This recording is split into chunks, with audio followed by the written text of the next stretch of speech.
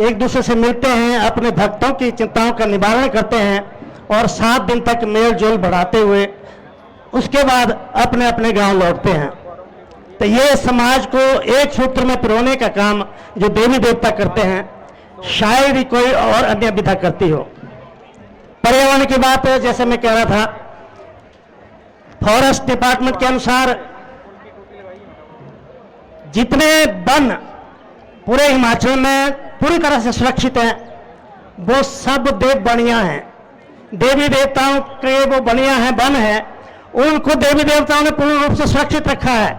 वहां ना केवल एक टहनी काट सकते हैं, ना उस पेड़ को काट सकते हैं बिना देवी देवता के पूछे बगैर। सबसे बड़ा उदाहरण, इससे बड़ा और क्या हो सकता है कि हम हमारे देवी देवता पर्यावरण को सुरक्षित रखने की एक पूरी तरह से कामना करते हैं, उस पर का प्रयास करते हैं और लोगों को बताने की कोशिश करते हैं कि वन हमारे पालक है, इसके बगैर हमें जीना बहुत मुश्किल होगा और भविष्य के लिए वो पेड़ लगाने की मुहिम चलाते हैं। ओवर टू सिमरन।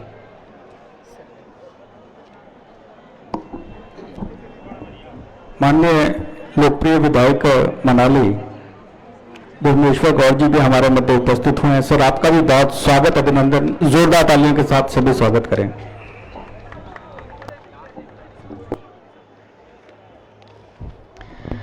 धन्यवाद डीपीआरओ साहब। देखिए, जिन सवालों के हमें यहाँ पे आज जवाब मिल रहे हैं, उसके साथ कुछ जिम्मेवारियां भी हमारी हैं। मैं यहाँ पे देख रही हूँ कि जैसे जैसे समय नजदीक आ रहा है तो लोगों का जमावड़ा भी यहाँ पर बढ़ रहा है। महिलाएं, बच्चे सब इस वक्त इस रथ मैदान में मौजूद हैं। कोई भी उत्सव अपने साथ बहुत सारी जिम्मेवारियां लेकर आता है। आप जब यहाँ पर आए भी नहीं थे, हमारे पुलिस प्रशासन ने यहाँ पर एक बहुत बड़ा घेरा बनाया हुआ था। आप सभी जानते हैं कि जब यहाँ पर रथ आते हैं, जब देवी देवता आते हैं, तो उनके साथ बहुत सारे देवी देवताओं के जो देवलू होते हैं, हरियान होते हैं, वो भी आते हैं। और ये हमारा जो ग्राउंड है वो देखते ही देखते पूरा भर जाता है। ऐसे में आप सबको अपनी सुरक्षा का भी ख्याल रखना है। हर वर्ष की भांति मेरी ये जिम्मेवारी बनती है कि आम जनमानस से मैं ये आग्रह करूं कि प्रभु रघुनाथ जी के रथ को खींचने के लिए जिस रस्सी का उपयोग किया जाता है, आप सब उसकी ओर, उसे छूने की कोशिश में जो है वो आगे आते हैं। वैसा हमें बिल्कुल नहीं करना है, मेरा आग्रह रहेगा, क्योंकि ऐसा करने से जो यहां पर एक सुरक्षा का दायरा होता है वो खंडित होता है। मेरा आपसे बार बार यही आग्रह है, क्योंकि प्रशासन, पुलिस प्रशासन यही चाहता है कि आपकी सेफ्टी सबसे पहले। विशेष तौर पर ध्यान रखिएगा कि छोटे बच्चों को रथ यात्रा के समय विशेष ख्याल रखने की आवश्यकता है। और एक बार फिर से मैं आप लोगों से आग्रह करती हूं कि यहां पर हमारे पुलिस प्रशासन द्वारा जो दायरा बनाया गया है, उसके अंदर हमारे वॉलंटियर्स और हमारे पत्रकार बंधुओं के अलावा कोई भी और ना आए। विशेष आग्रह एक बार फिर से करना चाहूंगी कि हमारे रथ को खींचने के लिए जिस रस्सी का उपयोग यहां पर होता है, मान्यता यह है कि हम सभी जो है उस रस्सी को छूने का प्रयास करते हैं, वो यहां पर बिल्कुल नहीं करेंगे। क्योंकि देखिए, कोई भी आयोजनकर्ताओं के हाथ में उसकी सफलता नहीं होती, आम जनमानस के हाथ में होती है। ये मारे देव देवतासी औखे मारे ठाकरा रथ जाना, सत रोज रोना मारे देवर रथ बुने, तौखे जाइए तो सर रथ भी दर्शन गिरी सकासी, सूंगी भी सकासी। मगर औखे मेरा आग्रह तो सिंह ऐसा कि कोई भी आगे नहीं जाने और जो रोशी सा उन्हें बेजे सा सो मेरा प्रयास नहीं सा किरना थी। खास तौर पर जितने भी बच्चे सी, महिलाएं सी, विशेष ध्यान तो सदाना, क्योंकि देखिए उस वक्त हमारी देवी देवताओं के रथ इतने आवेग में होते हैं, अपनी पूरी शक्तियों के साथ यहां पर इस 18 करोड़ की 100 में होते हैं कि उनकी गति बहुत तेज होती है। हर बार हमें इस बात का ख्याल रखना होता है कि आप सब अपनी सुरक्षा का भी ख्याल यहां पर रखें। मैं तब से लेकर यहां पे देख रही हूं, देखिए देवी देवताओं का आगमन यहां पे शुरू हो गया है। हमारे प्रभु रघुनाथ जी के रथ को यहां पर वो नमन कर रहे हैं और ये रथ यहां पर अब अपना अपना स्थान ले लेंगे। अगला सवाल मेरा थोड़ा इसी से संबंधित है, गुरुजी माफ कीजिएगा, मैं क्रम से थोड़ा आगे पीछे जा रही हूं। हम हमेशा देखते हैं, पहले तो हमारे रथों की जो संरचना होती है उसके बारे में मैं चाहूंगी कि आप थोड़ा सा यहाँ पे आम जनमानस को बताएं, क्योंकि जो हमारे मनाली क्षेत्र के देवी देवता होते हैं उनके रथों की बनावट बिल्कुल अलग होती है। वहीं हम जब खराहल घाटी की ओर जाते हैं तो बनावट बदल जाती है, जाते हैं हमारे सराज की तरफ तो बिल्कुल ही बदल जाती है। इसका क्या कारण है? और हमारे प्रभु रघुनाथ जी के रथ के साथ दाएं बाएं और पीछे कौन से रथ, कौन से क्षेत्र के देवी देवता चलते हैं, इसके बारे में भी हम आपसे जानना चाहेंगे। ओवर टू डॉक्टर सूरज ठाकुर जी। आप अभी देवी देवताओं ने आना शुरू किया और आप देखते हैं और आप देखेंगे कि इस जगह पर अलग अलग प्रकार के रथों के देवता आएंगे। सब देवताओं के अपने अपने रथ हैं और उनकी बनावट आस्था के साथ साथ, श्रद्धालुओं की इच्छाओं के साथ साथ, देवता की इच्छा के अनुसार साथ उसके अनुसार बने हैं। जब हम पीछे झांकते हैं, अपने इतिहास में देखते हैं, सबसे पहले कुल्लू में करुणशली के रथों का प्रचलन शुरू हुआ और इसके पीछे एक कहानी भी है कि 18 करोड़ देवताओं को जमदग्नि ऋषि अपने साथ लाए थे एक करोड़ों में। कहते हैं कि जमदग्नि ऋषि साथ में लाहौर के राजा घेपन और मनकन घाटी में बरशैनी के देवता जगथम, ये तीनों भाई तिब्बत से आते हुए, स्पीति से के रास्ते आते हुए चंद्रखड़ी पर्वत पर पहुंचे और इनमें से जमदग्नि ऋषि ने अपने कंधे पर 18 करोड़ों के मुखौटे लाए थे, टोकरी में, टोकरी जिसे हम करड़ू कहते हैं। जब वो चंद्रखड़ी पर्वत पर पहुंचे, वहां उन्होंने विचार किया कि हमें कहाँ जाना है, अब हम साथ में चलेंगे, अलग अलग स्थानों पर जाएंगे और वहां पूजित होंगे, अपनी स्थापना करेंगे, अपना शासन चलाएंगे। राजा घेपन ने कहा कि मैंने तो लाहौर जाना है, वो वहीं से वापिस हो लिए और लाहौर चले गए। जगथम ने कहा कि मैंने तो कनौर जाना है, कुल्लू में भी कनौर है, किन्नौर अलग चीज़ है, कनौर अलग चीज़ है। मणिकर्ण घाटी से, मणिकर्ण से आगे के क्षेत्र को कनौर कहते हैं। उसने कहा जगथम ने कि मैंने बरशैनी में जाना है और वो बरशैनी की तरफ चल पड़े। फिर रह गए एकमात्र जम्मू देवता। जम्मू देवता ने सोचा मैं कहाँ जाऊं, तो उन्होंने देखा कि चंद्रखड़ी के नीचे मलाना गांव है, इस गांव में शांति मिलेगी, आराम से बाहर रहूंगा। और जगह से कटा हुआ वो गांव रहता था किसी समय, अब तो जुड़ चुका है। जैसे उनके मन में विचार आया, जो मलाना का शासक था बाणासुर, उसको भनक लग गई, क्योंकि उस वक्त सिद्धि प्राप्त थी लोगों को कि जमलो यहां आना चाहता है और मुझे भगाना चाहता है। तो उन्होंने एक आंधी का बवंडर खड़ा कर दिया। उस बवंडर के आने से जो जमू देवता अपने साथ टोकरी में 18 करोड़ों की मूर्तियों को लाए थे, वो उड़ गई बवंडर के कारण, और उस बवंडर के कारण वो कुल्लू घाटी के जगह जगह पर निकल गई, उड़ गई, कई गांवों में वो पहुंच गई और वहां जमीन के नीचे दब गई। कालांतर में क्या हुआ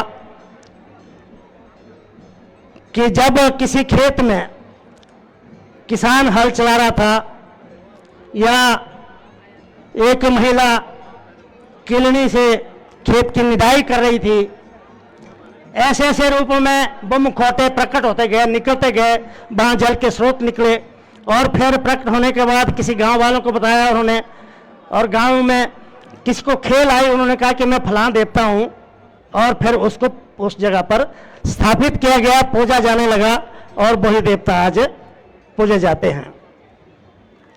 इसलिए शुरू में वो देवता भी गांव में करंडू रूप में ही थे। जो देवताओं के रथों का स्वरूप है वो करंडू रूप में था। करंडू के बाद जो खड़े रथों का प्रचलन शुरू हुआ, ये 15-16वीं शताब्दी के बाद शुरू हुआ है, खासकर तब जब भगवान रघुनाथ जी यहाँ आए 1650 ईस्वी में। उसके बाद जब राजा ने 1660 में जब कुल्लू आए, 1650 में मकरहड़ पहुंचे थे, 60 में कुल्लू आए, तो उन्होंने पूरे अपने जनपद के, जो अपने राज्य के देवी देवता यहाँ बुलाए। उस वक्त बहुत से देवी देवता करोड़ों रूप में आए, बहुत से देवी देवता केवल निशान रूप में आए, घंटी ध्वज के रूप में, बहुत से देवी देवता छड़ी रूप में आए, और कुछ लोगों ने देवी देवताओं का रथ बनाए अपने शौक से कि हमने कंधे पर उठाकर इनको ले चलना है। जबकि पालकी की परंपरा यहाँ पहले भी थी, परंतु पालकी दूल्हा दुल्हन के लिए बनाई जाती थी। जो देवी देवताओं का रथ बनाए वो अपने शौक से बनाए और उस तरह से बनने शुरू हो गए।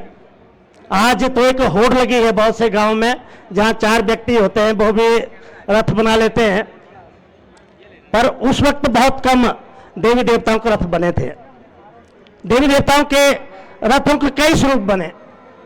ऊंची घाटी में फेटे रथ है मैक्सिमम, चाहे आप नागों का रथ लीजिए, चाहे आप देवियों का रथ लीजिए, सबके रथ फेटी शैली में हैं। और उनकी जो ऊपर की बनावट नागों के रथ में नाग के फण जैसा आकार है, और देवियों के रथ में देवी की तरह सौम्य उसके छत्र लगे हैं। इस प्रकार से जैसे हम ऊंची से लेकर रूपी की ओर चलते हैं, रूपी में मणिकर्ण वैली में हालांकि ज़्यादातर फेटे रथ है, चाहे बिजली महादेव का लीजिए आप, खोखण महादेव ब्रह्मा का लीजिए, दूसरे देवी देवताओं के लीजिए, वो भी फेटे रथ ही हैं। और जैसे ही गरसा वैली में एंटर होते हैं, गरसा, सैंज और बंजार वैली में खड़े रथों का रिवाज है, चाहे वो नाग देवता के हैं। बहुत जगह देवी के रथ भी मैंने देखे जो खड़े रथ में है, चाहे दूसरे देवता, वो सारे खड़े रथ हैं। खड़े रथों के आप देखेंगे यहाँ बहुत से रूप देवी देवता खड़े रथों में आएंगे, और कुछ देवता ऐसे भी है जो सिर पर चलते हैं। हमारे यहाँ सामने प्रभु वीरनाथ जी का मंदिर है। वीरनाथ का रथ सिर पर उठा करके चलता है, सिर पर उनको उठाया जाता है, इनके रथों को एक व्यक्ति उठाता है, और इस प्रकार के भी रथ है। और सबसे बड़ा रथ रघुनाथ जी का है, जो आप देख ही रहे हैं कि बहुत बड़ा। और दशहरे में जैसे इन्होंने कहा कि इसके इर्द गिर्द कौन कौन देवी देवता खड़े होते हैं, इस बारे में मैं कुछ नहीं कहूँगा कि कई बार विवाद पैदा होता है। हमारे लिए सभी देवी देवता दाएं भी हैं, बाएं भी है, आगे भी है, पीछे भी है, सब भगवान रघुनाथ के इर्द गिर्द उनकी चाकरी में कहें या उनकी प्रतिष्ठा में, उनके आशीर्वाद के लिए यहाँ आए हैं। और इसलिए भगवान रघुनाथ का रथ सबसे बड़ा है, और इसी के साथ इसकी अध्यक्षता में ही सभी देवता यहाँ से रथ यात्रा शुरू करते हैं। ओवर टू सिमरन। धन्यवाद गुरुदेव। एक एक करके यहाँ पर अपनी हारियानों के साथ, वाद्य यंत्रों के साथ सुसज्जित हमारे देवरथ आ रहे हैं। आज इन देवरथों में जो आवेग होता है, जो शक्तियां होती हैं, वो मुझे नहीं लगता कि पूरे वर्ष कहीं देखने को मिलती है। अपने प्रभु से मिलन के लिए इनकी उत्सुकता दिखाने का हमारे देवरथों का यही तरीका है। अभी यहां पे प्रभु विराजमान भी नहीं हुए हैं, मगर इस पवित्र रथ की परिक्रमा करते हुए हमारे 18 करोड़ अपने आप में एक बेहद खूबसूरत तस्वीर यहां पर उभरती है। एक बार पुनः आग्रह करना चाहूंगी कि जैसे जैसे अब यहां पर देवी देवताओं का आगमन होता है, बस थोड़ी ही देर में यहां पे प्रभु श्री रघुनाथ जी भी अपनी पालकी में विराजमान हो जाएंगे। वैसे वैसे आप सबको यहां पे जिम्मेवारी के साथ जो है वो खड़े होना होगा। जैसा मैंने पहले कहा था कि देवी देवता के लिए ये जो दशहरा है, ये आपस में मेल जोल का भी एक मुख्य उत्सव है। कुछ देवी देवता पूरे वर्ष नहीं मिलते। देवी देवता की शक्तियां इस वक्त आप देख रहे हैं कि देवी देवता खुद यहाँ पे जगह बनाने का काम कर रहे हैं। जैसा कि मैंने पहले भी कहा था कि हमारे देवी देवता हमारे साथ मानवीय संबंधों का निर्वहन करते हैं। पहले प्रभु श्री रघुनाथ जी को नमन और उसके बाद हमारे वीरनाथ प्रभु के मंदिर में हाजिरी लगाने के लिए हमारे रथ आगे बढ़ रहे हैं। सभी लोगों का उत्साह यहां पे देखते ही बन रहा है। जितना इंतजार हमें है उतना ही इंतजार हमारे 18 करोड़ों को भी है। इसके बीच में एक और सवाल मेरा यहां पे गुरुदेव से है। बोला से कि बोला उथड़े बांगलू जगती पोठा 18 करोड़ डेरा। हम सबने इस पंक्ति को सुना है। बहुत ही मुख्य रूप से जो है इस पंक्ति को हमारे देव संस्कृति में कहा जाता है कि उथड़े बांगलू जगती पोठा 18 करोड़ डेरा। यानी कि जो कोई भी भाषा नहीं समझते मैं उनको बता दूं कि जगती पोठ और उथड़े बांगलो, यहां पे बात हमारी नगर कैसल की हो रही है। नगर कैसल का यानी कि हमारे जगती पोठ का हमारे 18 करोड़ों हमारी देव संस्कृति में क्या महत्व है, आइए जानते हैं डॉक्टर सूरज ठाकुर जी से।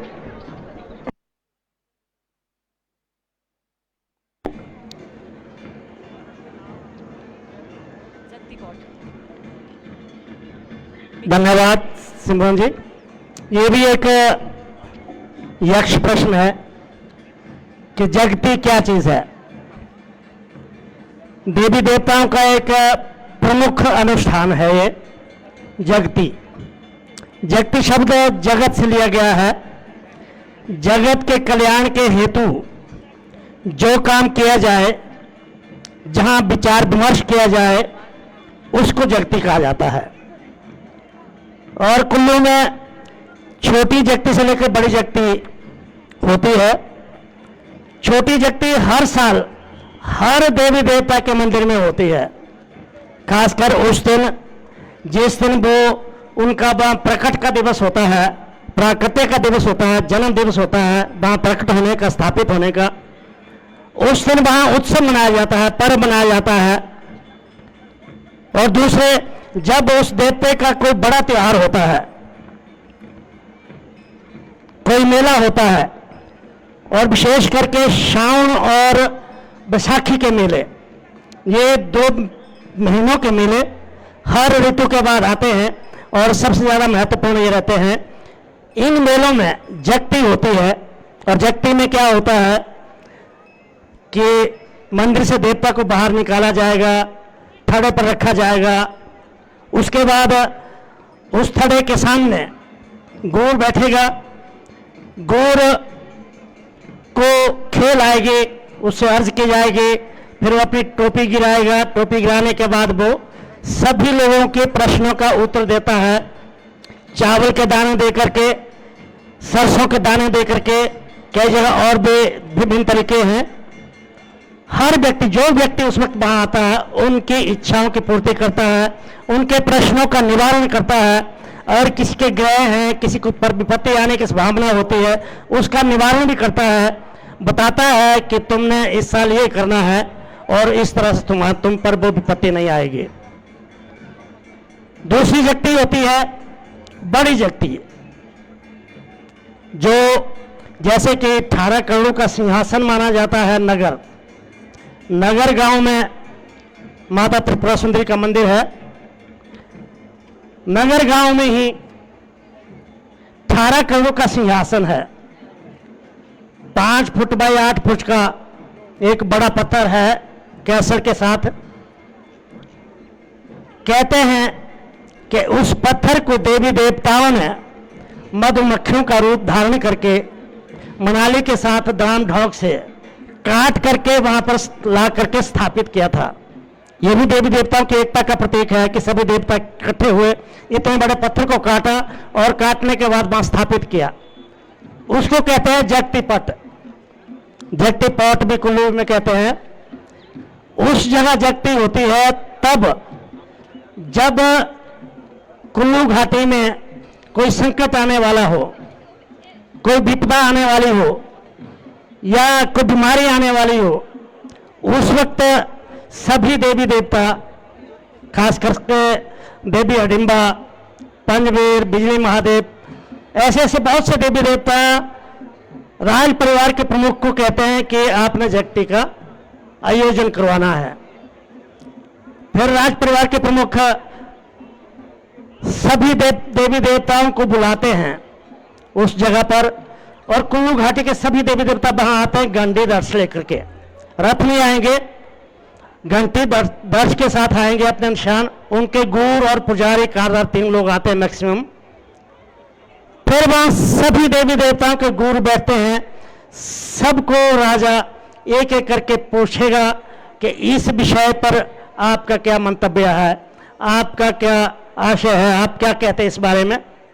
सभी देवी देवताओं के गुरु बारी बारी से अपना मंतव्य बताते हैं कि मैं क्या चाहता हूं, और फिर साथ में सबसे अंत में जो 5 वीर का गुरु वो सभी की बातों को सबके सामने प्रकट करेगा, बताएगा कि सबका मत ये है, और फिर वो सर्वसम्मत निर्णय ले जाता है।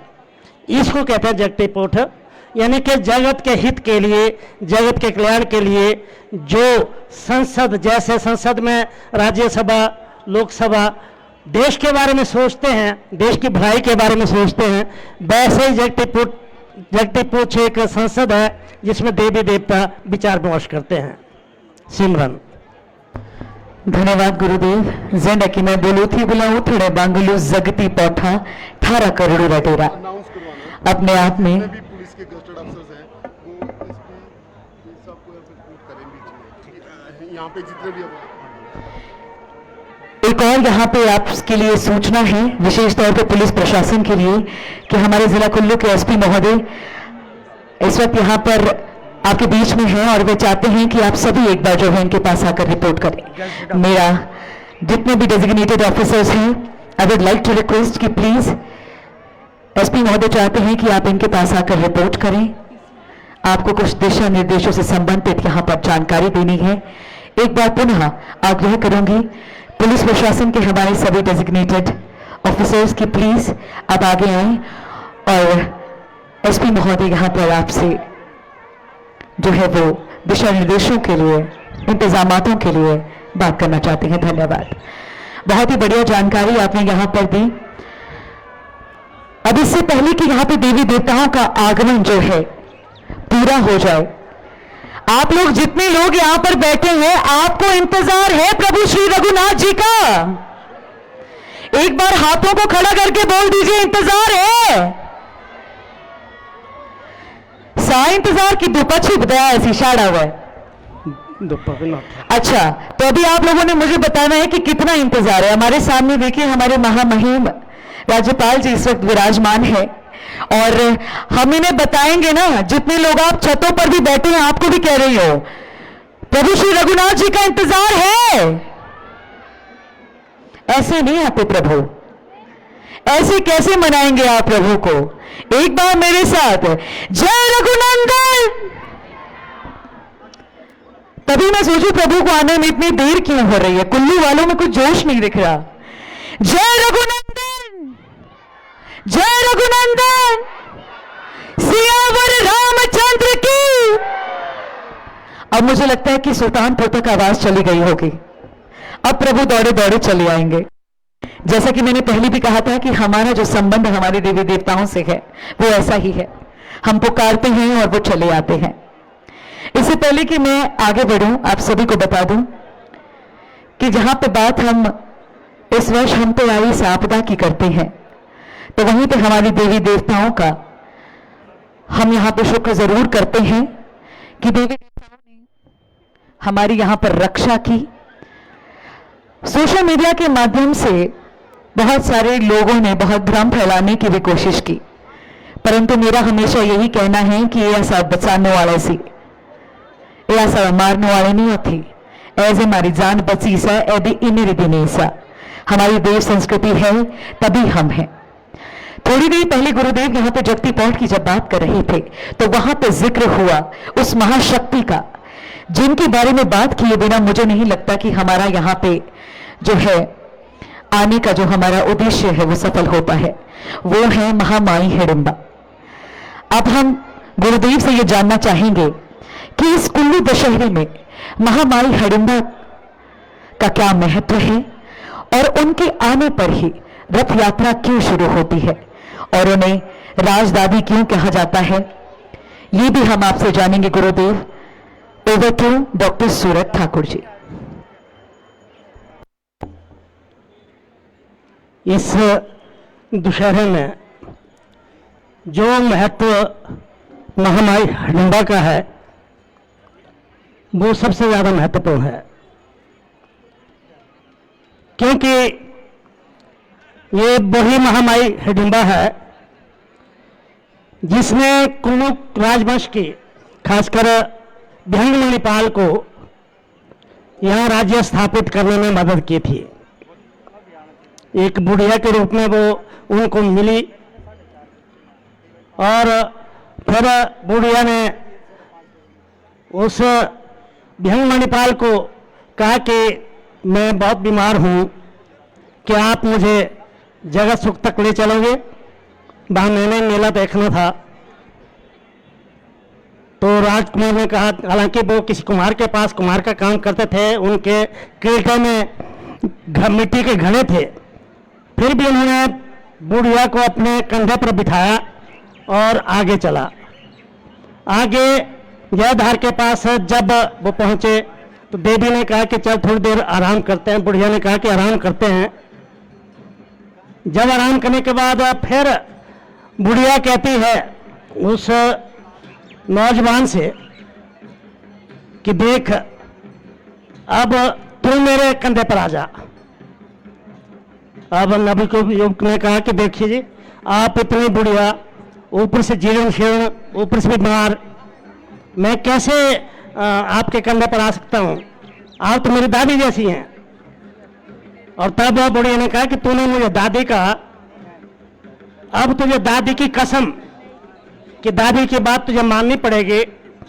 और फिर मजबूरन युवक दादी के कंधे पर बैठ गया और जैसे दादी कंधे पर बैठ गया वो बड़ा से बड़ा होता गया। कहते हैं कि 2-3 मील तक ऊंचा हो गई बुढ़िया और नौजवान भी हत्ती कटी हो गई। और जब वो बहुत ऊंची हो गई तब उसने उस युवक से कहा कि तुझे कहां से कहां तक नजर आ रहा है? तो उसने कहा कि रोहतांग से लेकर दाविद्रासन तक मुझे इतना का क्षेत्र दिखाई दे रहा है। तो उस बुढ़िया ने तब उसको वरदान दिया कि तू इतने क्षेत्र का राजा बनेगा, जल्दी ही बनेगा। और ये कह के बुढ़िया ने उसको नीचे उतारा और वो स्वयं अंतर्ध्यान हो गई, वहां से गायब हो गई। उसके बाद वो, क्योंकि जल सुख की चौली में तो जा ही रहा था, घड़ा लेकर के चल पड़ा। और वहाँ पीती ठाकुर था, वहाँ का जो शासक सामंत था, वो बड़ा क्रूअल था। खैर इस बात को ज्यादा नहीं बढ़ाएंगे, कैसा क्रूअल करता था वो, क्योंकि वो महिलाओं के नवप्रसूता महिलाओं के दूध की खीर खाता था। इतना तंग थे लोग उससे। लोग चाहते थे उससे निजात पाना, उसके कष्टों से उबरना। तो जैसे ही उन्होंने एक नए युवक को वहां आते देखा तो उन्होंने उसके गले में माला, फूलों की माला डाली, उसको जय देवा कहा और उसको अपना राजा घोषित किया। राजा घोषित करने के बाद फिर बस उसने सारे सबको संगठित किया। संगठित करने के बाद भी वो जो प्रीति ठाकुर वो स्ट्रांग था, उसके सिपाही उस युवक के पीछे पड़ गए। युवक शुरू में सर्वरी भगवती पार्वती ने शबरी रूप में अपना रूप धारण किया है, मनाली के साथ शबरी देवी। शुरू में वहां उनका मंदिर है। कहते कि वहां शबरी देवी के मंदिर के अंदर वो चला गया, दरवाजे पर जाले लग गया अपने आप। और जब सिपाही उनको मारने आ गए तो उन्होंने देखा दरवाजे पर जाले लगे, ये अंदर नहीं हो सकता। और उस तरह से उसकी जान बचाई शबरी ने। और फिर उन्होंने संगठित होकर के पीती ठाकुर को मारा। तब से कुल्लू राजवंश जो पाल वंश रहे हैं, भ्यंग मणिपाल जी, उनके वंशज देवी हिडिंबा को दादी मानते हैं। अगर देवी हिडिंबा ने उस पाल वंश को यहाँ स्थापित करने में मदद न की होती तो शायद आज ये दशहरा ना होता, क्योंकि उसी की पीढ़ी में आगे जरा सीखने के कारण जो एक दुर्घटना हुई, वो दुर्घटना इस दशहरे का कारण बनी, वो हम आगे बताएंगे। पर इसलिए हम कहते हैं कि देवी हिडिंबा की बहुत बड़ी भूमिका है। और देवी हिडिंबा जब पिछले कल मनाली से चलती है, कल ऊपर जोगाबाई में ठहरती है, हालांकि हमारे मनाली के विधायक महोदय इस बात को ये अगवानी करते हैं, उनको सब पता है। उसके बाद आज जब रामशिला पहुंचती देवी हिडिंबा, तो रघुनाथ की तरफ से एक छड़ीदार जाता है, छड़ी लेकर के सेवक जाता है वहां रामशिला देवी की अगवानी के लिए, और देवी को मान सम्मान के साथ रघुनाथ मंदिर में लाया जाता है। और उसके बाद रघुनाथ से मिलन के बाद फिर देवी राजमहल के अंदर जाती है। उस वक्त तो राज परिवार के सभी लोग 18 करोड़ के प्रौढ़ के पीछे छुप जाते हैं, और देवी उस महल पर अपना अधिकार जमा के उसके महल के अंदर बैठती है। जलपान के बाद, पूजा पाठ के बाद, उसके बाद देवी बाहर आती है, तब उनको आवाज देती है कि बे पुत्रुआ। फिर वो आवाज सुनते, हाँ दादी। तो फिर वो कहते कि तो दूध बहुत खांदा रहा, सच्चा रहो, राज चांदा रहो। और उसके बाद सारी प्रक्रिया होती है, और उसके बाद देवी सीधे ढालपुर अपने स्थान पर आती है। और ढालपुर में भी अभी आप देख रहे हैं कि सबसे पहले बाकी देवी देवता बारी बारी से यहाँ आएंगे।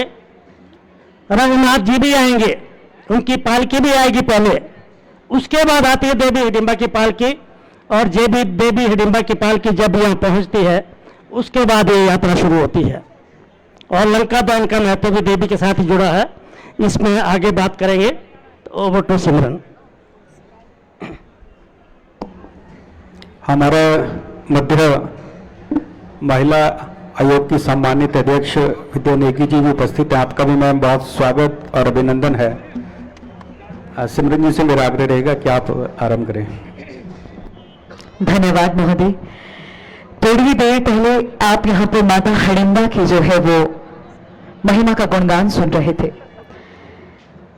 वैसे देखिए, कहते हैं कि प्रत्यक्ष को प्रमाण की आवश्यकता नहीं होती, मगर ऐसे ही बहुत सारे चमत्कारों के बीच आप सभी जानते हैं कि माता हिडिंबा का जो ढोंगरी मेला है वो कितना ज्यादा प्रसिद्ध है। बीते वर्ष, क्योंकि भौगोलिक परिस्थिति से अगर आपको बताऊं कि कहते हैं कि माता हिडिंबा अपने भ्राता हिडिंब के साथ, जहां आज हम नॉर्थ ईस्ट जिस क्षेत्र को कहते हैं, उस तरफ से कहते हैं कि माता का यहां पे आगमन हुआ है। नॉर्थ ईस्ट से बहुत से लोग एक जत्था बनाकर मनाली पहुंचे, और जब वो आए तो वहां के हरियाणों को उन्होंने कहा कि हमें पता चला है कि हमारी कुलदेवी हिडिंबा माता है। अपने आप में एक बहुत विचित्र बात थी कि नागालैंड से इतने सारे लोग आए हैं और कहते हैं कि माता हिडिंबा उनकी कुलदेवी है। और जब माता के सामने वो आए तो माता ने अपने गूढ़ के माध्यम से उन्हीं की भाषा में उनके साथ वार्तालाप कर इस बात की पुष्टि की। यही हमारी महिमा है। देखिए, हम इनका अंत नहीं जान सकते। वहीं एक दूसरी बात ये आती है कि आज के युवा हमारी देव नीति में कितना विश्वास करते हैं। हमारे प्रभु श्री बिजली महादेव जी अपने दशहरा स्नान के लिए कुछ वर्ष पूर्व मनाली की ओर जब आए, तो जब उनके कारदार साहब से हमारी बात हुई तो उन्होंने कहा कि जब वो अपने दादा के साथ आए थे तो मात्र 25 लोगों के साथ वो प्रभु श्री बिजली महादेव को लेकर दशहरा स्नान के लिए गए थे। कठिन समय था, कठिन रास्ते थे, परंतु देव नीति के प्रति आस्था इतनी बुलंद थी कि वो तब से निर्वहन करते आ रहे थे। फिर उन्होंने कहा कि जब मैं अपने पिताजी के साथ आया तो उस वक्त तक मैं भी देवी देवताओं को उठाने वाला हो गया था। उस दिन हमारे बिजली महादेव के साथ कम से कम 90 लोग दशहरा स्नान के लिए आए। और हैरान करने वाली बात यह थी कि जिस वर्तमान वर्ष में उन्होंने मुझसे ये बात की, उस दिन प्रभु श्री बिजली महादेव जी के साथ दशहरा स्नान के लिए लगभग 1200 लोग, यानी कि 1200 लोग एक छोटा आंकड़ा नहीं होता, इतने लोग प्रभु के साथ दशहरा स्नान के लिए वहां पर आए थे।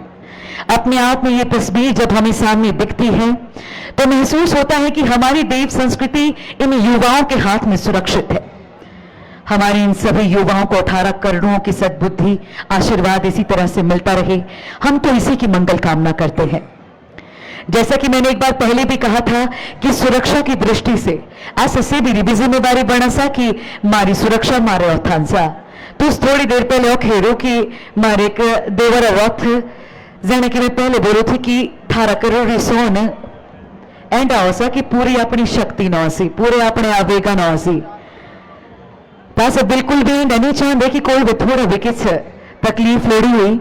एक बार फिर से यहाँ स्थानीय लोगों से आग्रह करती हूँ कि जितने भी हमारी माँ बहन इसी औख है उससे बच्चे सी मारी एक मान्यता औसा की जरूर मारे रघुनाथ भगवान रथ खिंचा सी तो भाई रश लाना हाथ तो तुरते मेरा आग्रह ऐसा कि आगे जाने की कोशिश नहीं करनी, क्योंकि औखे थोड़ी देर इन से ना कि हजारों रिपीट होना। अगर इन दें से आगे जा लें, भगवान ना करे अगर ऐसी अनहोनी हो जाती है तो उसको कंट्रोल करना बहुत मुश्किल हो जाएगा। बच्चों से और महिलाओं से विशेष तौर पर मेरा यह आग्रह है कि एक उचित स्थान पर आप लोग जो है वो बैठ जाएं, क्योंकि जब देवी देवता अपने पूरे आवेग में होते हैं, उनके हारियानों के साथ वे होते हैं, वाद्य यंत्रों के साथ वे होते हैं, तो उस वक्त उनकी गति का हम सबको जो है वो ख्याल रखना चाहिए।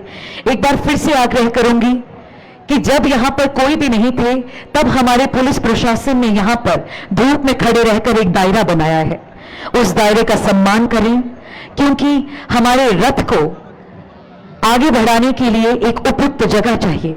आप सभी जानते हैं कि जहां पे गुरुदेव ने बात की कि 365 देवी देवता यानी कि जितने भी रथ पालकियां यहां पर आज हिस्सा लेने के लिए आएंगी वो भी यहीं पर होंगे, उनके हारियान भी उनके साथ होंगे।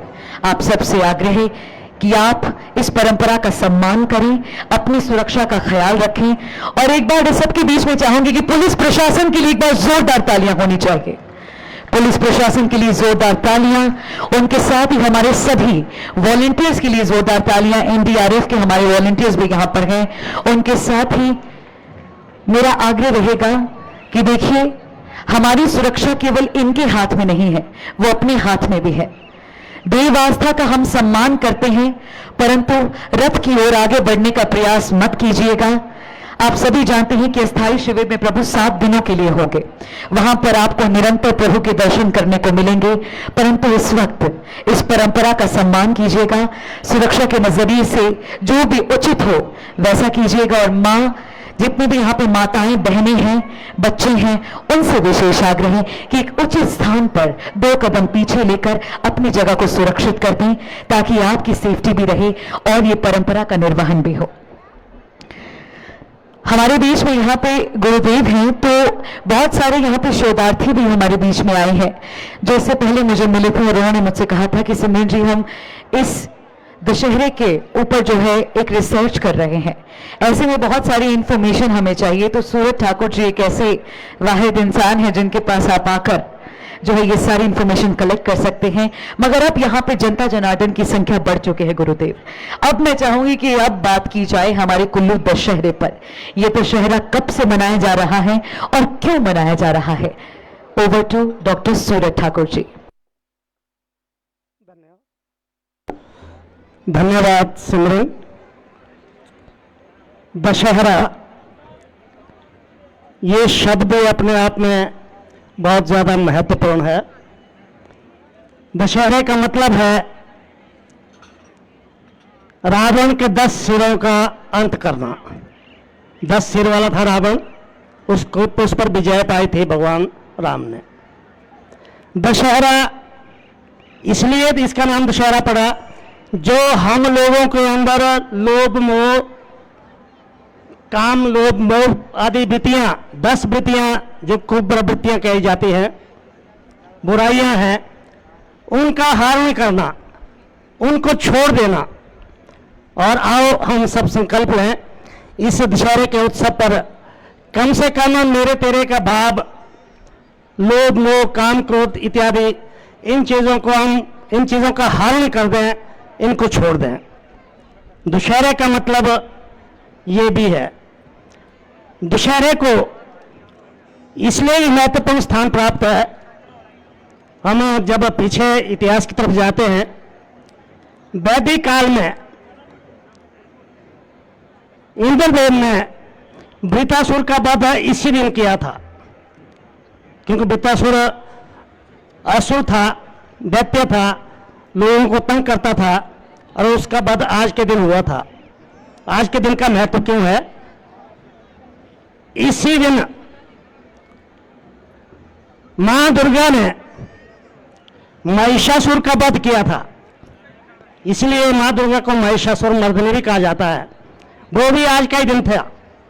और फिर त्रेता युग में आप सबको पता है कि आज के ही दिन आश्विन शुक्ल दशमी को भगवान श्री राम ने रावण का वध किया था, इसलिए इसको दशहरा कहा जाता है।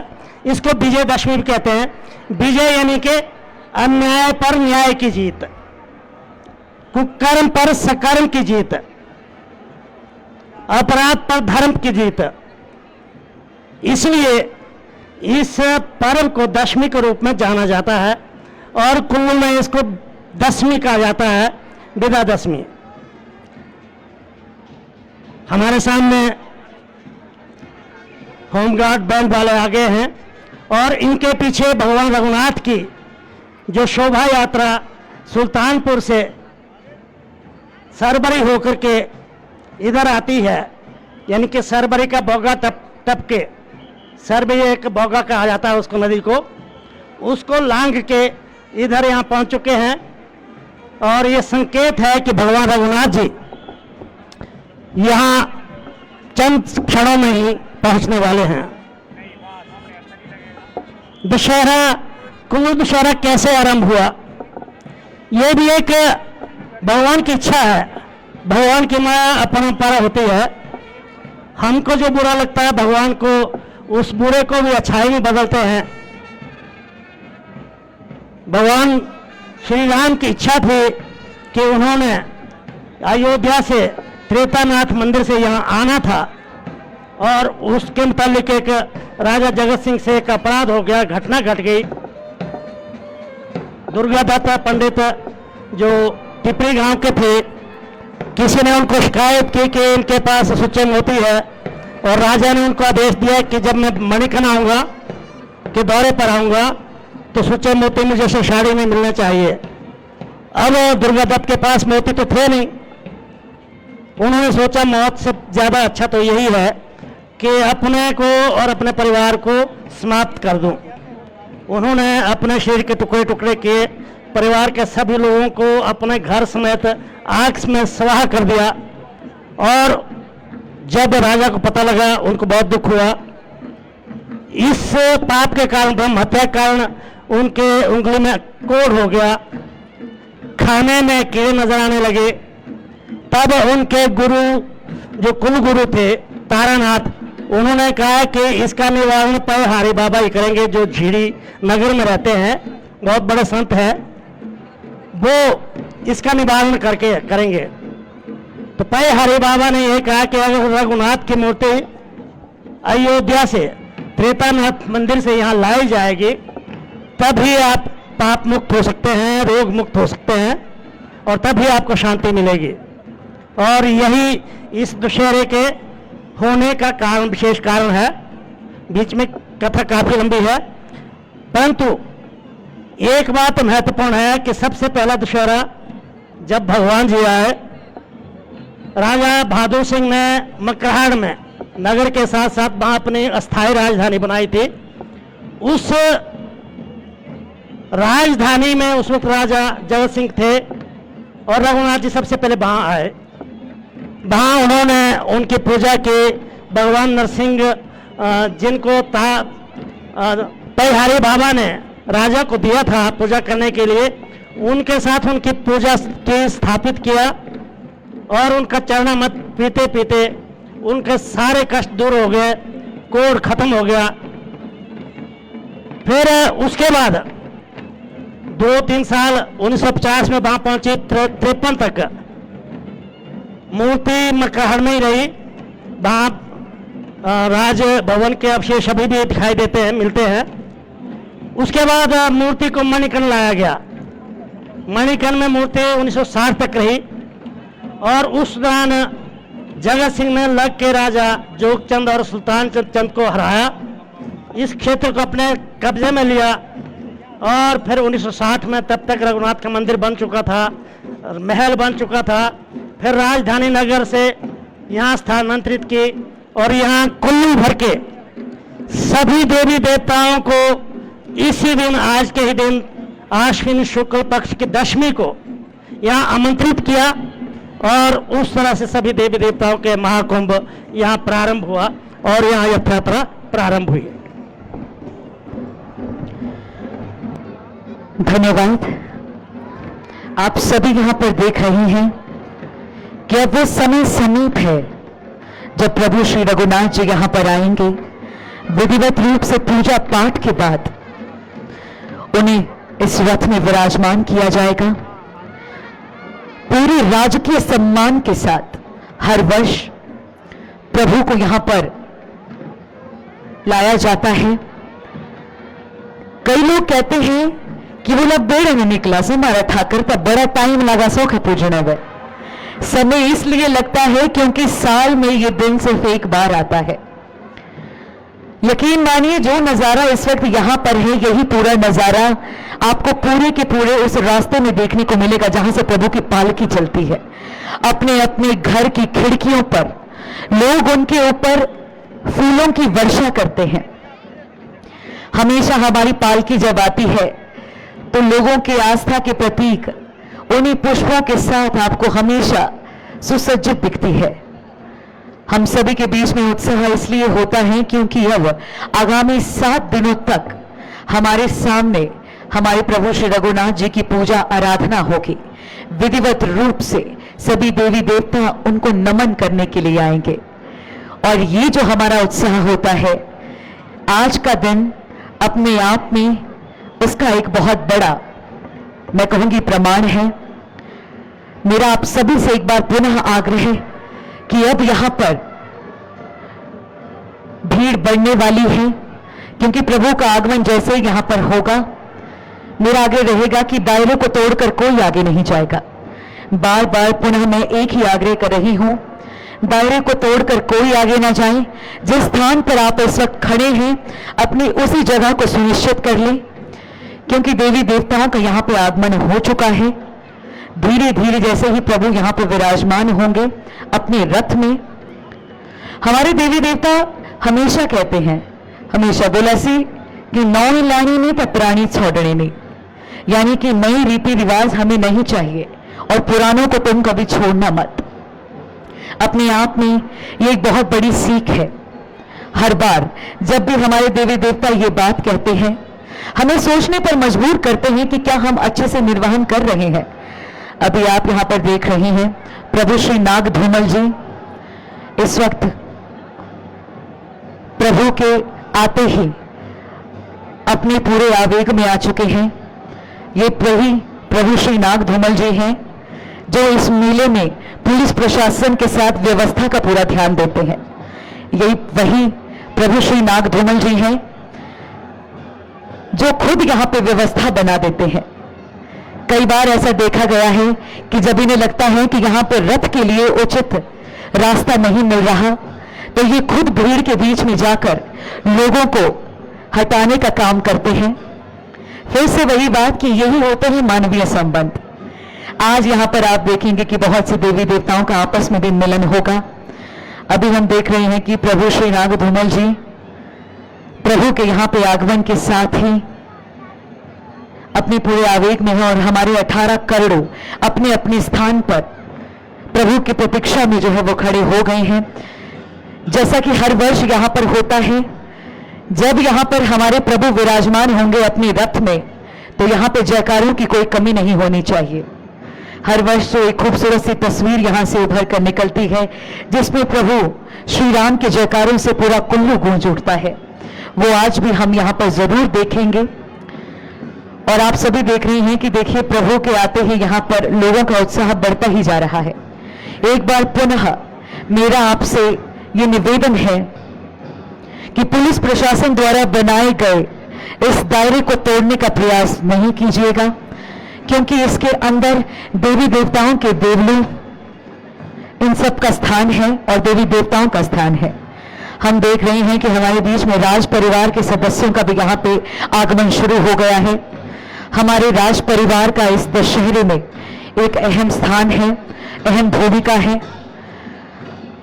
हमारे छड़ीबरदार महेश्वर सिंह जी इस वक्त यहाँ पे प्रभु रघुनाथ जी के साथ आगे आ रहे हैं देव निधि के निर्वहन के लिए। अपने आप में ये तस्वीर जब देखने को मिलती है तो हम उत्साह से भर जाते हैं। हमारे 18 करोड़ों की कृपा हमारे राज परिवार पे ऐसी ही बनी रहे, ताकि वे हमारी देव नीति का निर्वहन इसी निष्ठा से करते रहें। डॉक्टर सूरज ठाकुर जी से मेरा अगला सवाल इसी से संबंधित रहेगा, क्योंकि मुझे लगता है कि अभी हमारे दशहरे की जो कहानी है उसको कहने के लिए हमारे पास बहुत कुछ है, परंतु समय बहुत कम है। एक बार पुनः मेरा आग्रह दोबारा आप सबसे ये है कि पुलिस प्रशासन द्वारा बनाए गए दायरे के अंदर जाने की कोशिश मत कीजिएगा, क्योंकि अंदर केवल देवी देवताओं के हारयान, वाद्य यंत्र, हमारे पत्रकार बंधु और आप सबको अपनी सुरक्षा का ख्याल खुद रखना है। पुनः एक बार बता दूं कि प्रभु श्री रघुनाथ जी के रथ के साथ लगने वाली रस्सी को छूने का प्रयास कृपया ना करें, क्योंकि उस वक्त हम नहीं चाहते कि यहाँ पे किसी भी प्रकार की धक्का मुक्की हो। देखिए, इस आयोजन को सफल बनाने का हम सबके ऊपर दायित्व है। हमारे 18 करोड़ हमारे देवी देवता यहाँ पर एकत्रित हो गए हैं, क्योंकि हमारे प्रभु श्री राम अब अपने रथ में विराजमान होने जा रहे हैं। वो आखिरी के कुछ क्षण जिसका इंतजार हमें पूरे वर्ष रहता है, वो आखिरी के कुछ क्षण जिसके बाद हम एक बार फिर से उस ऐतिहासिक पल के साक्षी बनने जा रहे हैं। आखिरी के कुछ क्षण जब हम आपसे सहयोग की उम्मीद कर रहे हैं। एक बार पुनः मेरा आग्रह रहेगा कि व्यवस्था को बनाए रखने में हमारा साथ दें। जितने भी मार्याक है देवलुआ ऐसी और जितने भी मार्याक है दर्शन किए दिया ऐसी आम जनमानस से दिसेंगे के अर्ज के रसा कि आगे जाने की कोशिश कर दें। जितनी भी हमारी माँ बहन इसी बच्चे सी खासकर तो से कोई भी औखे धक्का मुक्की लोड़ी हुई एंड तुम्हारे देव देवी रहतरा आसे पांच आशीर्वाद रहो ऐसा कि एंड ना कादी हुआ ना कादी होना तब भी मारी भी जिम्मेवारी सा कि ऐसा से भी ऐसा गलरा जरूर ध्यान डाना। आप सभी यहाँ पर देख रहे हैं कि 18 करोड़ों के रथों में जो आवेग जो आपको देखने को मिल रहा है अपने आप में ही देखते ही बनता है। हो भी क्यों ना ऐसा जी बोला हमारी 18 करोड़ी सोहा 18 करोड़ी सोहा नहेरा विदा दशमी लाके। ओवर टू डॉक्टर सूरज ठाकुर जी। अब धीरे धीरे देवी देवताओं का आगमन बढ़ता जा रहा है और भगवान रघुनाथ जी रघुनाथपुर से छोटी पालकी में यहाँ पहुँच चुके हैं। पूरे मान सम्मान के साथ ढोल नगाड़े देवी देवताओं के साथ इनके सेवकों के साथ और साथ में राज परिवार के प्रमुख और उनके सभी परिवार के सदस्य इस शोभा यात्रा में सुल्तानपुर से लेकर रघुनाथपुर से लेकर के यहाँ तक आए हैं। जैसा कि सिमरन ने कहा कि भगवान रघुनाथ को रघुनाथपुर से आने में यहाँ तक आने में बहुत समय लगता है। मार्ग में लोगों की भीड़, श्रद्धालुओं की श्रद्धा, नतमस्तक होके देवी देवताओं पर पुष्प वर्षा करना और उनका स्वागत करना, उनको नमन करना, इस वजह से समय लगता है और वहाँ से यहाँ आने तक कम से कम 1.5 घंटा लगता है। आप धीरे धीरे देख रहे हैं, चाहे उत्तर की ओर से, चाहे पूर्व की ओर से, चाहे दक्षिण की ओर से, हर तरफ से देवी देवताओं का आगमन बीच में हो रहा है। और ये दशहरा आज इसको ठाकरनिका भी कहते हैं। भगवान विष्णु को 2 मिनट का ब्रेक हमने चेंज ओवर करना है ना। भगवान विष्णु को ठाकरनिका भी कहते हैं। विष्णु को ठाकर भी कहा जाता है, इसलिए कुल्ली बोली में इसको ठाकरनिका कहते हैं। ये प्रथम दिन रथ यात्रा रघुनाथ जी की शुरू होती है और बीच मैदान तक जहां भगवान रघुनाथ का अस्थायी शिविर है वहां तक पहुंचती है। फिर अगले 5 दिनों में लगातार देवी देवताओं का आपस में संवाद होता है, मिलते हैं, एक दूसरे के साथ सुख दुख बांटते हैं। श्रद्धालु उनसे मिलते हैं, उनको नमन करते हैं, उनसे बातचीत करते हैं। और उसके बाद पूर्णमासी को दिन के समय विशेष करके 3 बजे के बाद सभी देवी देवता भगवान रघुनाथ के दरबार में अपनी हाजिरी देते हैं। सभी देवी देवता अपनी हाजिरी देने के बाद भगवान रघुनाथ के दरबार में, उसके बाद वे भगवान नरसिंह के जो स्थान है वहां जहां राज परिवार के प्रमुख प्रथम सेवक भगवान रघुनाथ के बैठते हैं, वहां उनसे मिलते हैं, भगवान नरसिंह को नमन करते हैं और उसके बाद अपने अपने स्थानों को चले जाते हैं। इस मिलन को मोहल्ला कहते हैं, महामिलन होता है देवी देवताओं का ये। और उसी रात शाम 9-10 बजे सबसे महत्वपूर्ण जो परंपरा निभाई जाती है रघुनाथ के अस्थायी शिविर में, वो होती है शक्ति पूजन। शक्ति पूजन की परंपरा नगर की भगवती त्रिपुरा सुंदरी उनके कारकुनों द्वारा निभाई जाती है। शक्ति रूप बन के, शेर रूप बन करके जो पात्र हैं वो आते हैं और शक्ति की पूजा की जाती है। और शक्ति की पूजा से पहले रास होता है, चंद्रौली नृत्य होता है, जिसमें पुरुष लोग चंद्रौली नृत्य करते हैं। और उसी दिन माना जाता है कि जो कुल्लू में बांटना शुरू हुआ, या हॉर्न नृत्य, हॉर्न नाटक, ये पूरे पोष के 15-20 तक चलता रहता है, जिसका शुरू गणेश उसी दिन होता है।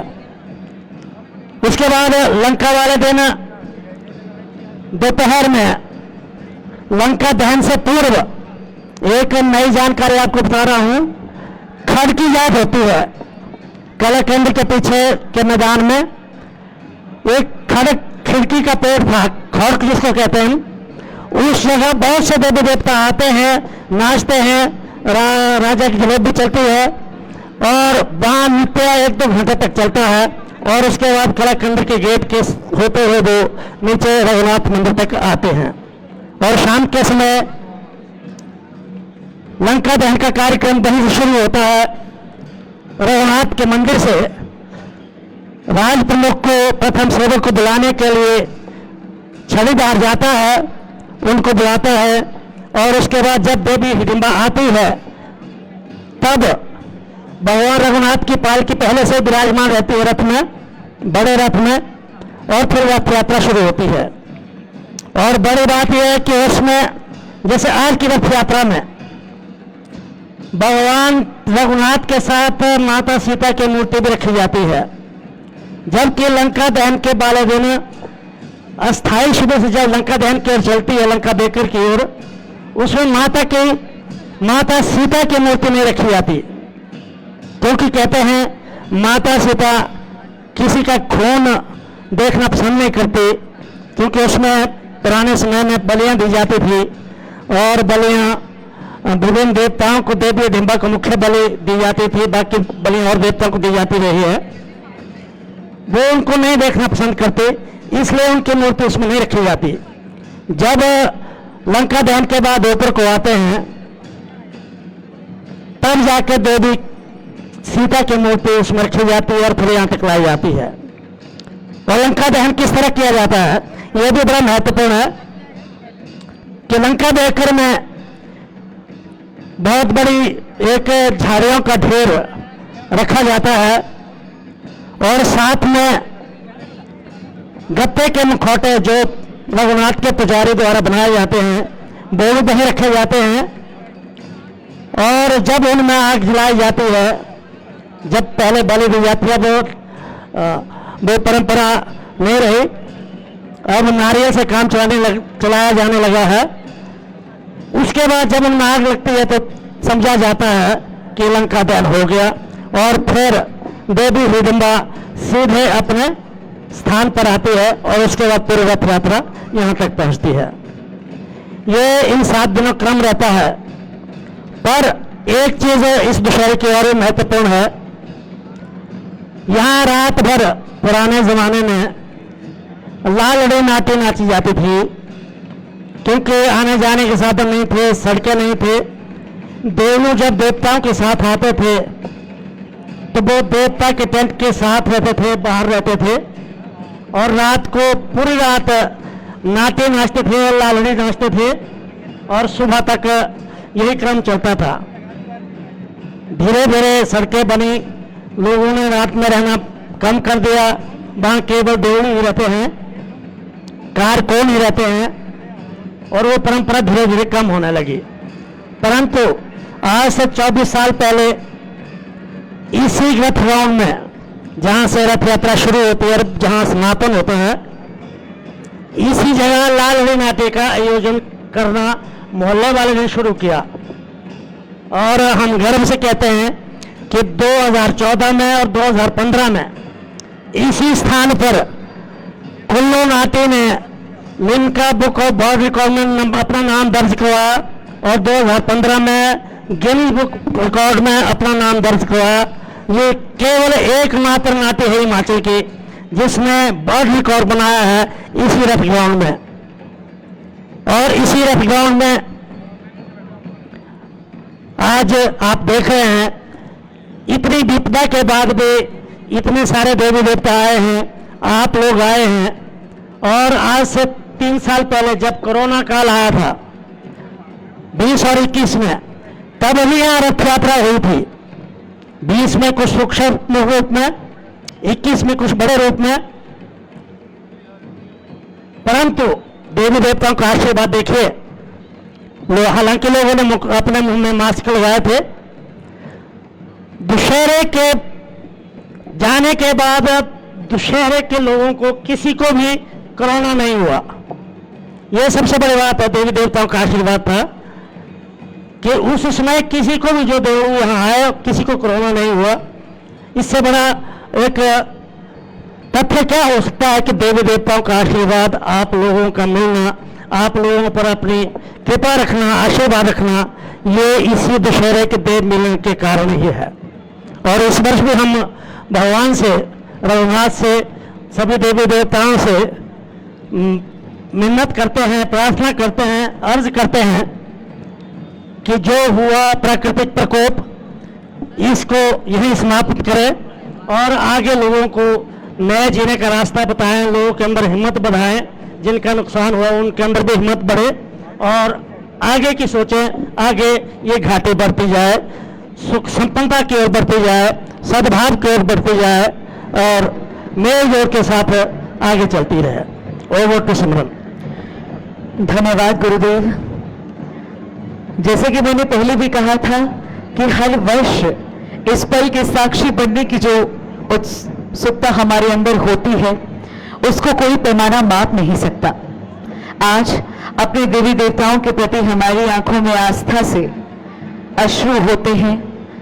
ऐसा बहुत बार होता है कि आप रथ यात्रा को देखते हैं और आपके मन से भाव उत्पन्न होते हैं कि आप कितने भाग्यशाली हैं, कितने भाग्यशाली हैं कि आपको इस पूजनीय भारत भूमि पर जन्म मिला है।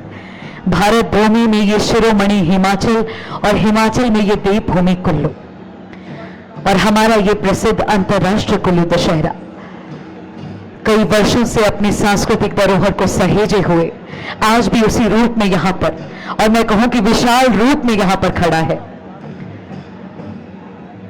थोड़ी देर पहले मैं यहां पे देख रही थी कि यहां पे एक प्रभु का आगमन हुआ तो उनके साथ उनके जो देवलू थे उन्होंने अपने पैरों में कुछ नहीं पहना था। ज्यादातर देवी देवता इसका निर्वहन करते हैं कि उन्हें जब उठाया जाए तो पैरों में कुछ ना पहना जाए। फिर मैं इस बात की ओर आप सबका ध्यान आकर्षित करना चाहूंगी क्योंकि मुझे ऐसा लगता है कि इस वक्त इस रथ मैदान में सबसे ज्यादा युवा शक्ति है और ये देखकर बेहद खुशी होती है कि हमारी युवा शक्ति हमारी देव परंपरा का बहुत सम्मान करती है, हमारी युवा शक्ति हमारी देव परंपरा का निर्वहन करने में विश्वास रखती है। आज हम यहां पर अगर नजर घुमाएं तो हर गांव के बुजुर्ग आज के दिन अपने देवी देवताओं की रथ पालकी की जिम्मेवारी जवान कंधों के ऊपर डाल देते हैं, क्योंकि उनका कहना और मानना यह होता है कि ज़्यादा ठाकर निकलने रोज ऐसा ऐसा जोशर रोज ऐसा बोलो छोक रहे रोज। इसी प्रकार सभी देवी देवताओं के बुजुर्ग आज जवान कंधों पर जिम्मेवारी देते हैं कि आप जाएं और प्रभु श्री रघुनाथ जी की इस जो ये रथ यात्रा है जिसमें प्रभु अपने अस्थायी शिविर की ओर आगे बढ़ेंगे, इसमें जाकर अपने प्रभु की उपस्थिति को दर्ज करवाएं। पिछले वर्ष भी जब हमने यहां पर देखा, उसने पिछले वर्ष भी और जब से हमने होश संभाला है, मैं हमेशा कहती हूं कि जिस स्थान पर हम इस वक्त बैठे हैं, यहां से दशहरे को देखना, इस रथ यात्रा को देखना और वहां पर भीड़ के बीच में होने में बहुत फर्क होता है। जो ऊर्जा, जो सकारात्मकता इस वक्त यहां पे उत्पन्न होती है, उसका भाव कुछ और ही होता है। हमारे प्रभु हमेशा कहते हैं कि उनका वास भक्तों के मन में करता है। प्रभु कहते हैं कि वो तब प्रबल होते हैं जब उनके भक्तों के बीच में आस्था की जो भाव होता है वो प्रबल होता है।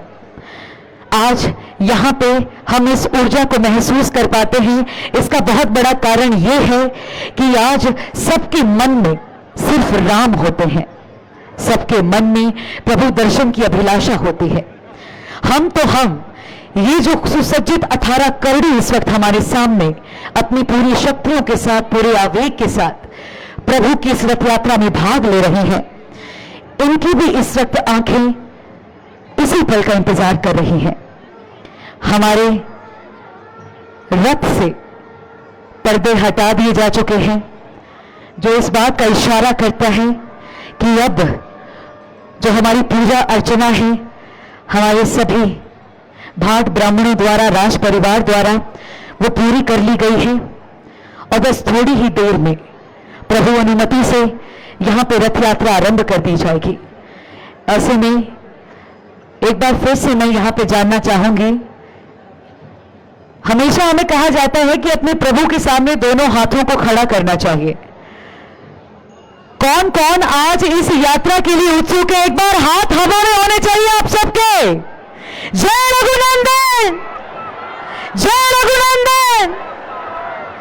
अभी मुझे जितनी आवाज आई है, मुझे इससे दुगुनी नहीं, तिगुनी नहीं, चौगुनी आवाज आप सबसे चाहिए। जन जन के मन में राम है तो जन जन की जुबान पे भी राम होने चाहिए। आइए कुछ और तथ्यों के बारे में बात करते हैं। ओवर टू गुरुदेव सूरत ठाकुर जी।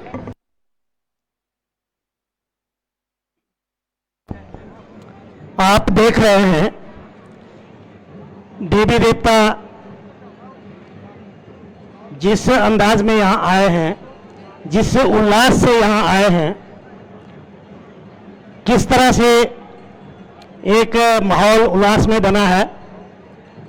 और यही जो देवताओं का मिलन है, ऐसा लगता है कि इंद्र दरबार से सभी देवी देवता यहाँ इकट्ठे हुए हों। शायद ही विश्व में एकमात्र ये मेला है। हालांकि रथ यात्रा बहुत जगह होती है, जगन्नाथपुरी में होती है, कर्नाटक मैसूर में होती है और जगह भी होती है। वहां इस तरह से देवी देवताओं की पालकियां नहीं नाचती, नहीं झूमती, नहीं गाती, नहीं आती। केवल कुल्लू दशहरे की रथ यात्रा में ही देवी देवता इस रथ यात्रा में शिरकत करते हैं, शामिल होते हैं। ये पूरे विश्व में शायद एकमात्र स्थान है कुल्लू का दशहरा।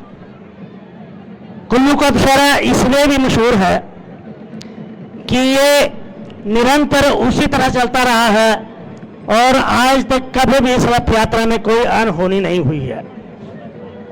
इस वर्ष भी जितने हम लोगों को देख रहे हैं, स्मूथ ढंग से सभी लोग चले हुए हैं।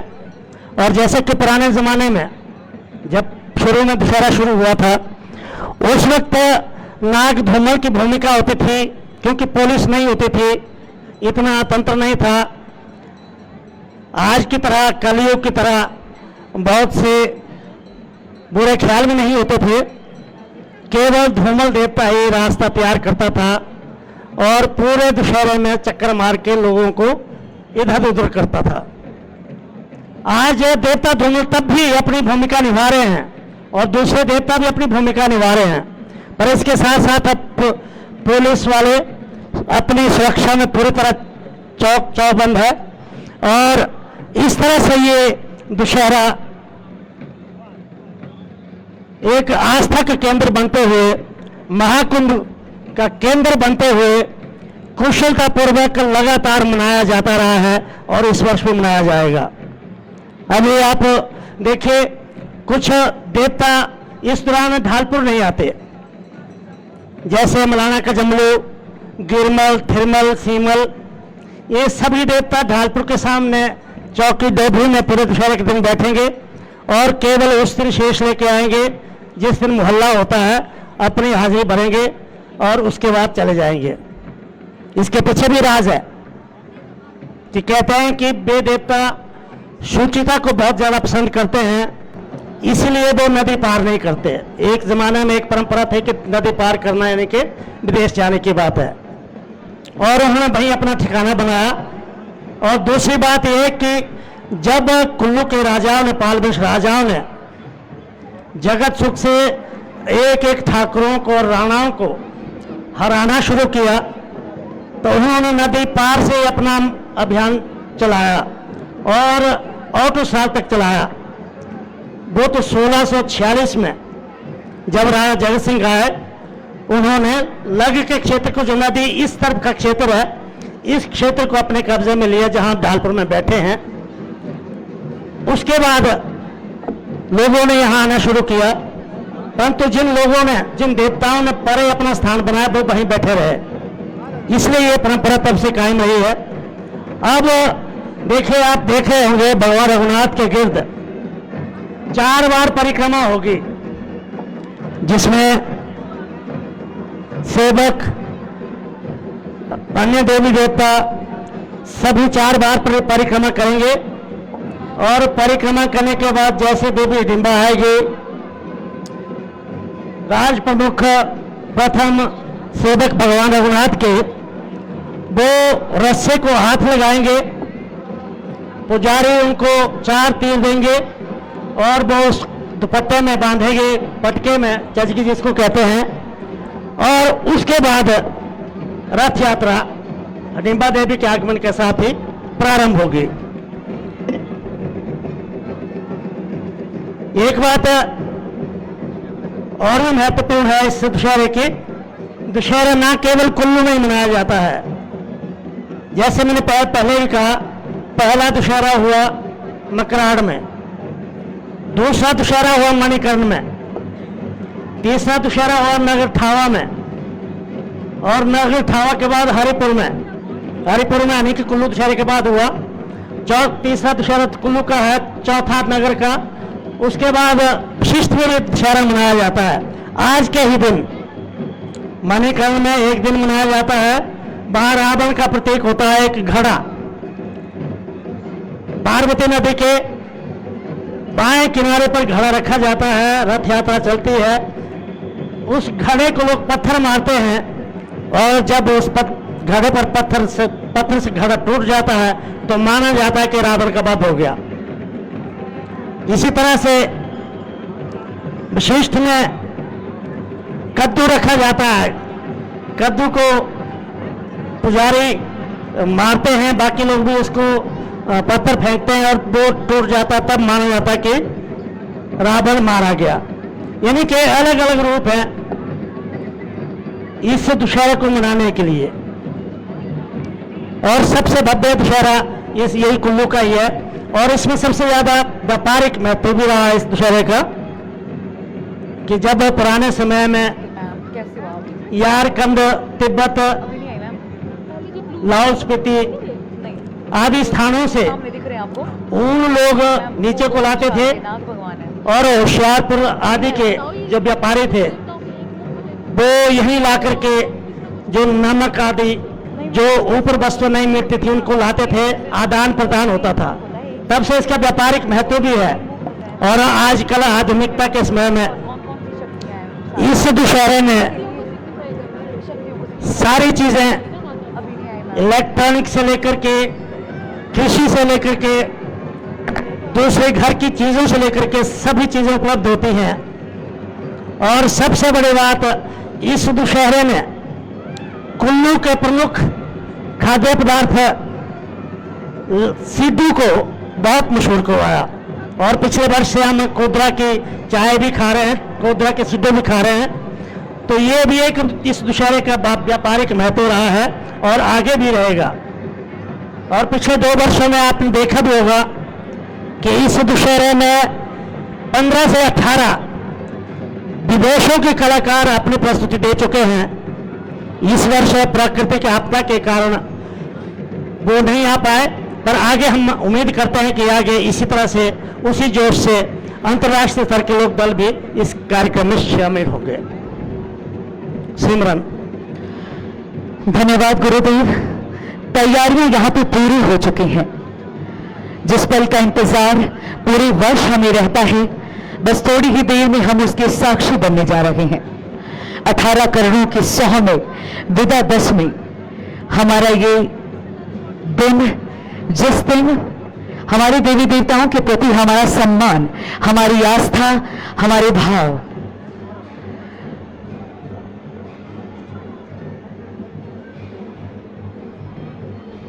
वहां से बार बार जो है वो इशारे किए जा रहे हैं। और जी, यहाँ पर दिशा निर्देश दिए जा रहे हैं कि थोड़ी देर के लिए जो है वो ड्रोन और उसके साथ ही सभी कैमरास को जो है यहाँ पे ज्यादा आगे ना किया जाए। उसके साथ ही ये जो तार यहाँ पर है, इस तार का विशेष यहाँ पे कुछ इंतजामात करने होंगे। मेरा आग्रह रहेगा कि एक स्पेसिफिक कंसर्न है कि ये जो तार यहाँ पे बीच में है, इसके लिए यहाँ पे बेलून द्वारा जो है बार बार आग्रह किया जा रहा है कि इस तार का जो है वो विशेष ध्यान रखें।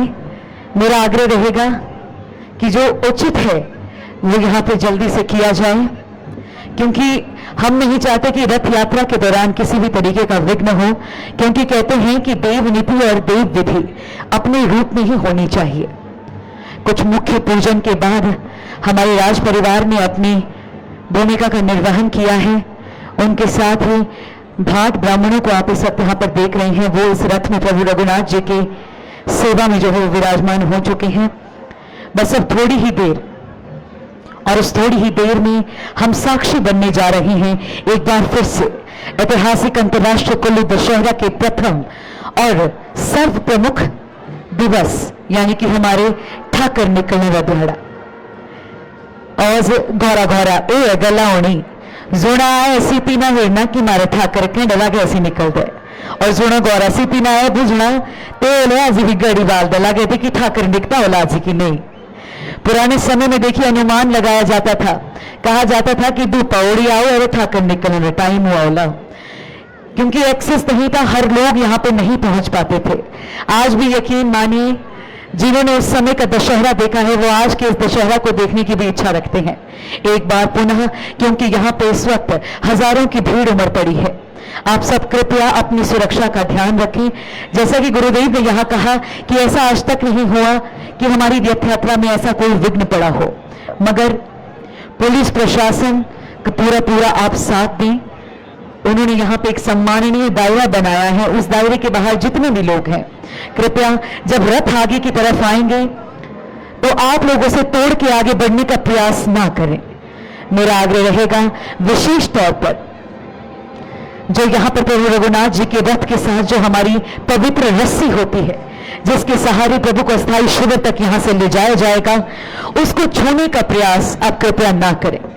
पुनः मेरा आप सभी से आग्रह है कि हमारे देवी देवता, हमारे 18 करोड़ अपनी सौह में इस वक्त अपने पूरे आवेग के साथ, अपनी शक्तियों के साथ प्रभु श्री राम के सानिध्य में अपनी उत्सुकता को व्यक्त कर रहे हैं। कई बार ऐसे बोला सी कि देवरे गला देवा जाने, इनकी महिमा अपरंपार है जहां पे हम कभी सोच भी नहीं सकते। कई बार ऐसा होता है कि हम अपने जीवन में इतने मशगूल हो जाते हैं कि अपनी समृद्ध संस्कृति, अपनी देव परंपराओं को द्वितीय स्थान पर रखते हैं, परंतु हमारे देवी देवता ये एहसास कराने में भी देर नहीं लगाते कि आप हमसे ही शुरू हैं और आपका अंत भी हम पर ही है। 18 करोड़ों की पावन भूमि और हमारा ये कुल्लू का दशहरा बस थोड़ी ही देर में आप यहाँ पर प्रभु श्री रघुनाथ जी के जयकारों से प्रभु रघुनाथ जी को उनके अस्थायी शिविर की ओर लेकर जाएंगे। ओवर टू डॉक्टर सूरज ठाकुर जी। भगवान रघुनाथ के जो चारों ओर 4 परिक्रमाएं लगभग पूर्ण हो चुकी हैं और थोड़ी चंद क्षणों में ही रथ यात्रा प्रारंभ होगी। एक चीज का सभी ख्याल रखें, अपने पॉकेट संभाल कर रखें क्योंकि जेब कतरे घूमते रहते हैं। जैसे सिमरन ने बताया कि रस्से को केवल जिसमें शक्ति है वो ही छुएं, वही उसको खींचने की कोशिश करें। बुजुर्ग, महिलाएं, बच्चे कृपया दूर रहें। और कहते हैं कि रस्से को छूना शुभ माना जाता है, शुभ फल देता है।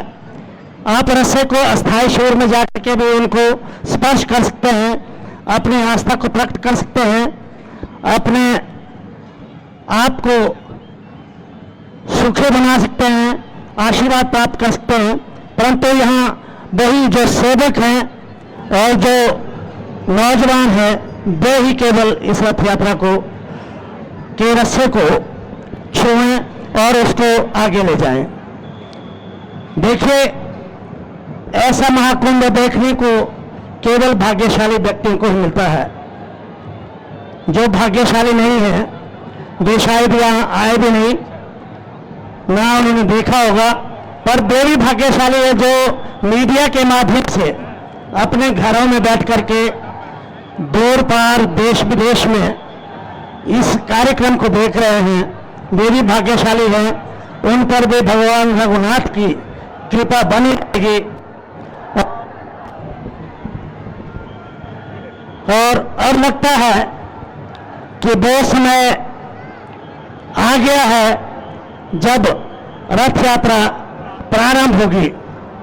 और जब रथ यात्रा प्रारंभ होगी इसका संकेत इसी से लगाया जा रहा है कि भगवान नरसिंह की घोड़ी आगे प्रस्थान कर चुकी है।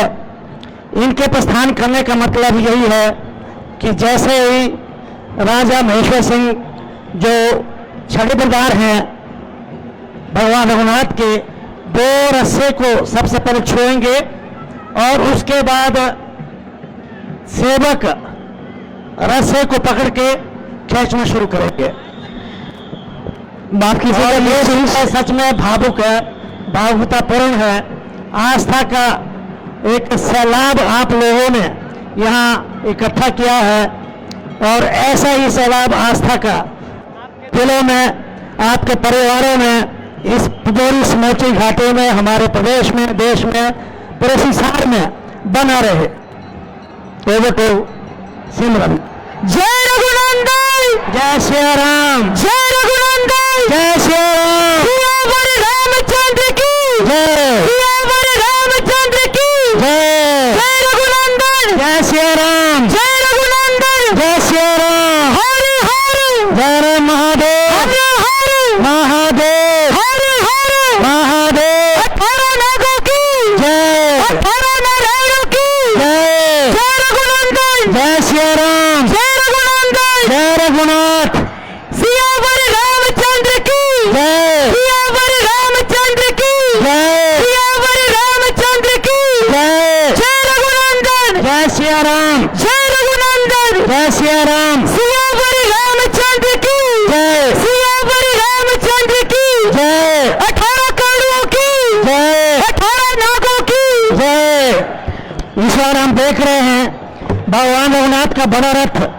जिसमें नए वस्त्र लगे हैं, नए पूरा परिधान नया बनाया गया है और इससे इस रथ यात्रा की, इस रथ की शोभा और भी ज्यादा बढ़ गई है, चौगुनी हो गई है।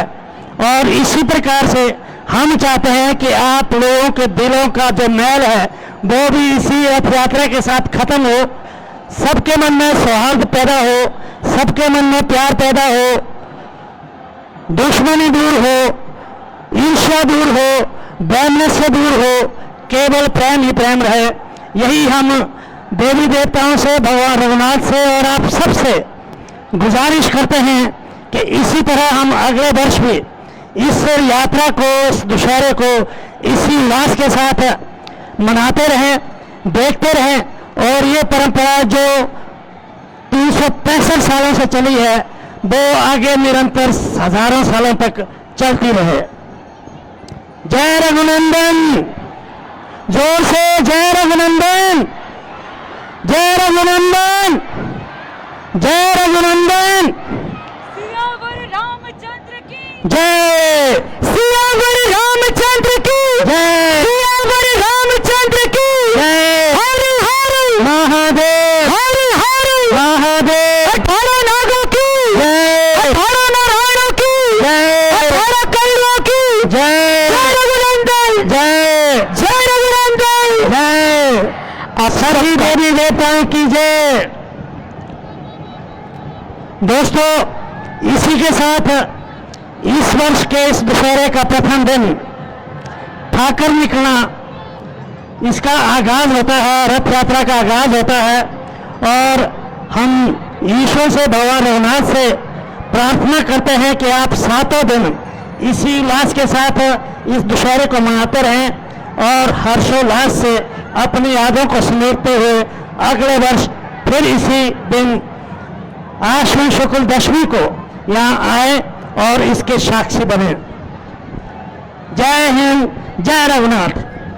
विशेष आभार व्यक्त करते हैं माननीय महामहिम राज्यपाल हिमाचल प्रदेश श्री प्रताप शुक्ल जी का कि इस वर्ष भी आप साक्षी बने इस ऐतिहासिक पल के। आपके साथ ही पूरे सम्मानित मंच का विशेष आभार व्यक्त करते हैं कि आपने इतने संयम के साथ अपने मन में आस्था बनाए हुए प्रभु श्री राम के इस अहम दिन, जिसको हम कहते हैं ठाकर निकलना, इसका दीदार किया। प्रभु श्री राम सबका भला करे। जैसा कहते हैं कि जाहि विधि राखे राम ताहि विधि रहिए। आप सबका बहुत बहुत शुक्रिया। अब आपसे ऐतिहासिक लालचंद प्रार्थी कला केंद्र में मुलाकात होगी।